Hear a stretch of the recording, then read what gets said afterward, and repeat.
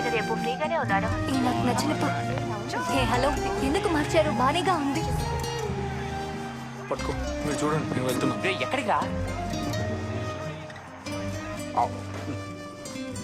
News paper ఉంటే బడే ఉంటానయ్యా. పెట్టింది తిని వెళ్ళు, నువ్వు అడిగిన దొరకవురా.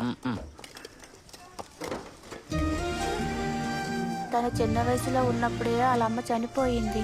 మా ఊళ్ళో ఆశ్రమం ఆవిడే దత్తత తీసుకొని పెంచి పెద్ద చేసింది. ఆవిడున్నంత వరకు తను బానే ఉన్నాడు. ఆవిడ చనిపోయిన తర్వాత ఎవరూ లేక అనాథలా ఉండి ఇలా తయారయ్యాడని మా అమ్మ చెప్తుంది. బాగా ఊపిరి పీల్చండి. ఇలా చూడండి తాతయ్య, ఇదే చివరిసారి. ఇంకొకసారి ఇలా బయటికి వెళ్ళరు, నేను మృగంలా మారిపోతాను. జాగ్రత్త. జాగ్రత్తగా చూసుకోండి.